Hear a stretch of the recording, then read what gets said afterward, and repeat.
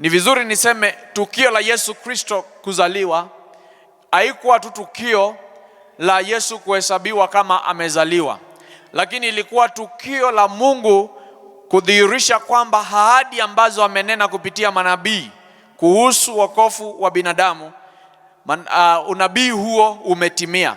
It was not just an historical event kwamba Yesu azaliwe na ahesabiwe pamoja na watu wote duniani as an evidence that God came as a human being, but also ikuwe ni wakati wa kutimiza ahadi za Mungu ambazo ametoa hata katika Old Testament.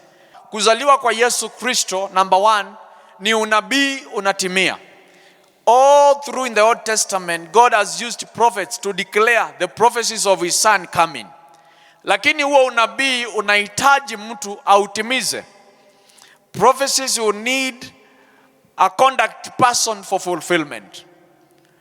Na nashukuru Mungu kwamba hata katika majira haya ya kusherehekea kuzaliwa kwa Yesu Kristo, kuna nabii zinatolewa katika madhabahu hii na hata kule nyumbani tukienda katika makanisa mengine ya nyumbani.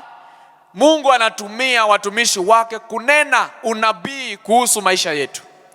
Mungu anazungumza ahadi kuhusu maisha yetu.